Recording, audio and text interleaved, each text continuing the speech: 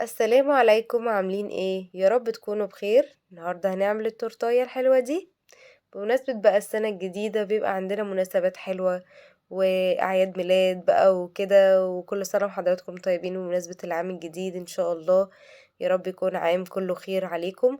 فهنعمل التورتايه دي بمكونات سهله جدا. انا هعملها نصين، نص شوكولاته ونص فانيليا. فهستخدم صينيه مقاس 22 او 24. فهبدأ أول حاجة إن أنا أعمل الكاكاو، نص الكاكاو. هستخدم ربع كيلو من دقيق السبونج، معاه 3 بيضات بدرجة حرارة الغرفة، ونص معلقة صغيرة من محسن الجل، معلقة كبيرة من الخل، معلقة كبيرة من الفانيليا، وربع كوباية من المية يعني كله بدرجة حرارة الغرفة. هنستخدم يا إما مضرب قوي جدا يا إما العجان. لو مضرب قوي يعني هنضرب لمدة ربع ساعة أقل حاجة. بالعجان لغاية مثلا 10 دقايق مثلا، بحيث ان القوام اهم حاجة برضو ان احنا ما نوقفش خالص ضرب، عشان لو وقفنا ضرب هتهبط معايا في الفرن. فهستخدم ان انا هعمل بقى بالعجان لغاية ما يوصل للقوام ده من غير ما اوقف خالص، يعني موقفش خالص ضرب. فهوصل بقى للقوام ده اللي هو عامل زي المارينج او كريم الشانتيه العالي جدا، بيبقى عامل فوم عالي قوي زي كده. كده يبقى احنا تمام جدا. انا بكون مشغله الفرن على درجه حراره 180. هنحطها في رف اوسط. الصينيه بتاعتي مقاس 22 او 24، هيمشي معاها الكميه دي. الصينيه بقى لو انا عايزه اعملها في الصينيه بتاعه التورته عادي، في الصينيه بتاعه الطبخه بتاعتنا عادي، صواني الفرن بتاعتنا عادي جدا يعني. كده كده ده ربع كيلو، مش هيعلى معاكي قوي يعني، لانه ربع كيلو. بطني الصينية بورق الزبدة، وحطيه بقى كده يعني زي ما انت شايفة كده، علي الجوانب وحطيها. انا حطيتها في الحلة بتاعة التورت او صينية التورت، وحطيتها في الفرن لمدة 30 35 دقيقة. بتبقى زي ما انتوا شايفين كده، بتأكد انها خلاص يعني مفيش اي عجين ولا في اي حاجة واستوت. بسيبها زي ما هي في الصينية بتاعتها لمدة ساعتين، وبعد كده بخرجها بسهولة جدا بالورق الزبدة. زي ما انتم شايفين بيبقى سهل جدا في ان انتي تخرجيها. وبعد كده انا بسيبها تاني، ما بجيش جنبها ولا بقطعها ولا بعمل لها اي حاجة غير بعد 4 ساعات كمان. يعني بسيبها 4 ساعات، او ممكن ده اقل حاجة، او ممكن اسيبها لتاني يوم عشان اقطعها. يعني ما بستخدمهاش في نفس اليوم، يعني انا بعمل الكيك في يوم والتزيين في يوم. زي ما انتم شايفين بقى، من ربع كيلو عملنا الكيك بالعلو ده. ده بيعمل لي طبقتين حلوين جدا، وانا مش محتاجة غير طبقتين كده. دول طبقتين حلوين ومناسبين جدا للكيك. تمام. بصوا علو جميل جدا ما شاء الله. كده انا حلو جدا. انا كمان عملت اللي هو الفانيليا، بس انا ما صورتوش. انا عملت بنفس الخطوات. جبت الدقيق الاسبونج الفانيليا، وحطيت له برضو 3 بيضات، وحطيت له معلقة خل، معلقة كبيرة برضو من الفانيليا، ونص معلقة صغيرة من محسن الجل، وربع كوباية من المية، كله بدرجة حرارة الغرفة، وضربتهم بنفس الطريقة. وحطيتها في الفرن لمدة 30 35 دقيقة. باختبرها بلاقيها كويسة جدا، بسيبها في نفس الصينية لمدة ساعتين عشان خاطر تهدى خالص. وبعد كده بخرجها من الورق الزبدة زي ما انت شايفة كده، بورق الزبدة بطلعها من الصينية. وبعد كده بسيبها برضو 4 ساعات أقل حاجة، عشان خاطر أقطعها، عشان ما تفرفتش مني وتتبهدل، لأنه بيبقى زي ما انتم شايفين بيبقى هش جدا وناعم قوي، ممكن يتقطع منك بكل سهولة يعني. فتسيبيه خالص يعني لمدة 4 ساعات أو أي حاجة زي كده. بعد ال4 ساعات أنا أخدتها. أنا اللي هو الكيك الفانيليا ده أنا سبته 4 ساعات زي ما هو في الصينية، ما خرجتوش على طول. عشان كده أنا اشتغلت على طول بعد 4 ساعات منها. بعد ما اتهوت بعد 4 ساعات، بدأت إن أنا أقطعها زي ما انتم شايفين. هشيل الوش، هقشر الوش كده زي ما انتم شايفين، لانه بيبقى ناعم قوي ولزج جدا وبيلزق، فبلاش منه يعني الوش، هشيله بكل سهولة. وبعد كده بجيب قطاعة الكيك اللي هي دي او المنشار اللي هو بيبقى موجود عندنا في السكاكين اللي هي مشرشرة قوي دي، هي دي ممكن نستخدمها. انا عملت بقطاعة الكيك عملتها على رقم 7 أو 8 مش فاكرة قوي، بس هو متهيألي كان 8، وقطعتها كده بالنص زي ما انتم شايفين كده، بتتقطع بكل سهولة. الكيك كان معايا ناعم قوي ولدرجة انه مش مستحمل ممكن يتقطع مني، ده عشان انا ما سبتوش ليلة كاملة، انا قطعته في نفس اليوم بعد 4 ساعات، المفروض ان انا اسيبه وقت اطول بحيث ان هو يمسك نفسه. دي بقى الكيك الفانيليا والشوكولاتة خلاص كده تمام، انا غلفته وسبته في التلاجة لتاني يوم. انا عملته على كذا يوم على فكرة التورتة دي، عشان خاطر الوقت عموما عندي بيبقى صعب ان انا اعمل كل حاجة في مرة واحدة. هنعمل كريم شانتيه، نص كوباية من السكر وعليها كوبايتين من المية الساقعة المتلجة وضربتهم مع بعض عشان السكر يدوب. هنزل بمعلقتين من الباستري كريم او الباتسير على حسب انتوا بتقولوا ايه. تمام، ده بيبقى بودرة بيتجاب من اي مستلزمات حلواني. وهحط الكريم شانتيه، كوباية ونص من الكريم شانتيه الخام، يكون نوعه كويس عشان خاطر يديكي نتيجة كويسة في القوام وفي الطعم كمان. وهضربهم بقى، اول حاجة هخلي الدرجة يعني بسيطة، يعني تكون منخفضة درجة الضرب.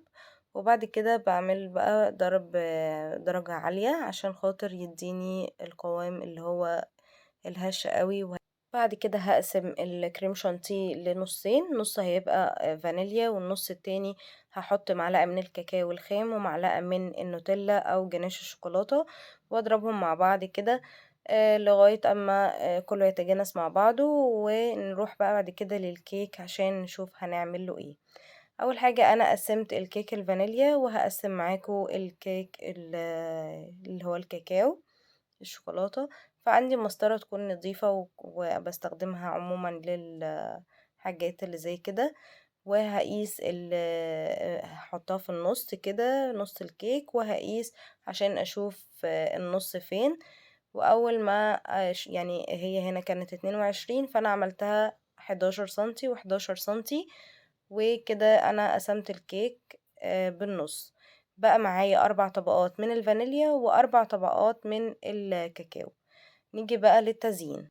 اول حاجة بحط البورد او قاعدة التورتة واحط عليها كريم شانتيه كده عشان اثبت الكيك عليها، واحط بقى نص الفانيليا ونص الكاكاو واسقيه بمية وعليها عسل او مية بسكر او لبن، بس انا مش بفضل اللبن عشان خاطر لو قعدت ما تبصش، يعني لو قعد يعني كيك ما يبصش. والفانيليا هحط عليها من الكريم شانتيه الابيض، والكاكاو هحط عليه من الكريم شانتيه اللي بالشوكولاتة والكاكاو، وهعملهم كده زي ما انتم شايفين. ممكن في الوقت ده انا احط بقى مكسرات او تشوكلت شيبس او اي حاجة انا احبها، فواكه او اي حاجة، قبل ما احط الطبقة التانية من الكيك زي ما تحب يعني واللي بتفضليه، بس انا حبيت ان انا يبقى كريم شانتيه بس. وعملت الطبقة التانية بنفس الطريقة وحطيت برضو الحشو برضو بنفس الطريقة الكريم شانتيه يعني. طبعا هو مش بيرفكت قوي ومش متساوي قوي، بس بحاول على قد ما اقدر ان انا اسويه. واحط كده كده هنحط كيك فمش هيبان اي حاجة، اهم حاجة التجليس والتزيين من فوق. انا عملت 3 طبقات من الكيك الفانيليا و3 من الكيك الشوكولاتة، ممكن يبقى 4 وممكن تعملي 2 بس، يعني براحتك جدا. بدأت ان انا احط الكريمة من فوق، دي الطبقة بقى الوش من فوق. وهبدأ ان انا ايه انزل بقى على الجوانب، يعني انا بساوي السطح وبعد كده بنزل على الجوانب. معاكي اسباتيولا، معاكي فرادة، اي حاجة يعني استخدمي اي اداة عندك. ونبدأ ان احنا نعمل يعني نساوي الكريمة من فوق بالسكرابر او باي اداة زي ما قلتلك بالشكل ده. وبعد كده ننزل على الجوانب، يعني نساوي السطح وننزل بالباقي على الجوانب. بعد كده بساوي الجوانب بحيث ان انا يعني يبقى كله سوا واحد، ما يكونش فيه اي حاجة مختلفة عن الجنب التاني، يعني اساوي الجوانب بالظبط، الجنب الشوكولاتة والجنب الكريمة يعني الفانيليا. اهم حاجة يكون الكريمة بس كتير عشان خاطر ما اخدش يعني، وانا بسحب بالسكرابر او السباتولا ما اخدش طبقة من طبقة الكيك، فلازم تكون الكريمة كتير على قد ما اقدر كده علشان خاطر وانا بسحب ما تسحبش معايا كيك. بدخلها التلاجة بعد كده لمدة ساعتين او 3، وبرجع تاني بكمل التزيين عشان خاطر لازم تكون متماسكة شوية معايا عشان ما اسحبش من الكيك تاني. تمام. باحط كمان الكريمة بتاعتي اللي اتبقت معايا في التلاجة، ما باسيبهاش من برّه، وبعد ما باخرّجها بادّيها ضربتين كده بالspatula عشان ترجع يبقى في يعني يبقى هش تاني، ما يبقاش وأنا بافرده ما فيهوش أي هوا، لازم يكون في هوا كده عشان يبقى حلو وجميل معايا. تمام. باساوي بقى كل حاجة زي ما انتم شايفين، وبعد كده بامسح بقى كل اللي على القاعدة بتاعة التورتة، بامسحها بقى بالمناديل، وباشيل كل حاجة بقى كده في التلاجة، باشيلها في التلاجة هي والكريمة لغاية بعد ساعتين أو 3 بارجع باطلعهم وأشتغل فيها في التزيين. بعد ما خرجتها من التلاجة ضربت الكريمة زي ما قلت لكم عشان خاطر يبقى فيها هوا وتساعد معايا في الفرد، وحطيت طبقة من الكريمة كده، وببدأ ان انا اساوي كده من على السطح وبنزل على الجوانب بتاعة الكيك بالشكل ده كده بالسكرابر بيساعد معانا، وبساوي بيه كده وانزل بقى على الجوانب زي ما انتم شايفين، باخد من فوق وانزل على تحت، باخد طبقة كريمة حلوة كده عشان خاطر تساعد معايا ان انا ماخدش من الطبقة اللي تحتها اللي هي الكريمة اللي تحتها او طبقة من طبقة الكيك. بعد ما بسويها بحتاج بقى كذا سكرابر جنبي، والسكرابر اللي بستخدمه وانا بساوي لازم اغسله وارجع اشتغل بيه، يعني لازم يكون مغسول بمية سخنة او مية عموما من الحنفية، بس لازم يكون مغسول عشان خاطر لما بغسله بيكون لسه فيه مية شوية، بيساعد معايا في الفرد بسرعة وبسهولة جدا، احسن من الناشف ومفهوش نقط مية يعني. شايفين كده انا بعمل بقى كده الجزء الشوكولاتة بساوي برضو بعد ما سويت الفانيليا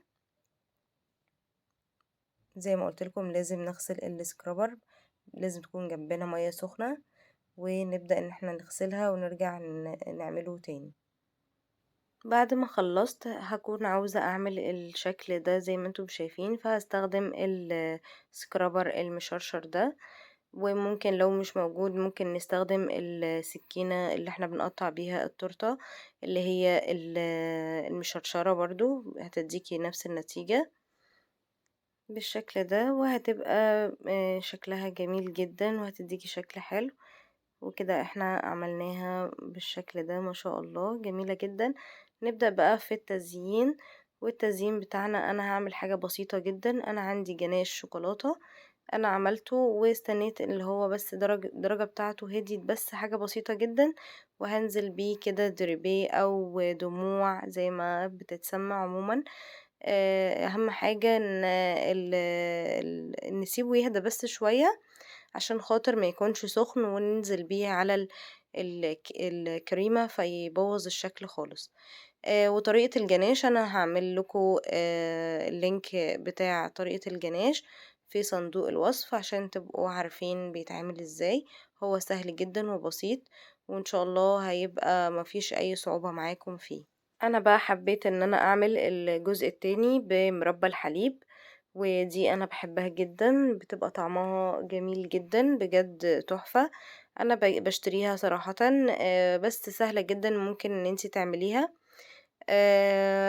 انا عملت بس كده بقى زي ما انتم شايفين كده خطوط كده خفيفة يعني اشكال كده حلزونية ادتني الشكل ده بطريقة بسيطة جدا، وما أخدتش مني كمية، يعني هي أخدت مني 3 معالق من مربى الحليب بس، ما أخدتش مني حاجة كبيرة يعني، مش مكلفة أوي يعني.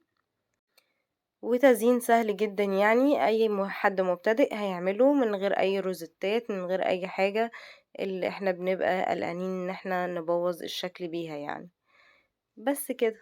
أنا بقى حبيت إن أنا أعمل حاجة حلوة الولاد بيحبوها جدًا، في الشوكولاتة دي الكريسبي دوّة الولاد بيحبوه أوي، يشبه للشوكولاتة اللي هي الفلوتس يعني، صوابع شوكولاتة كده.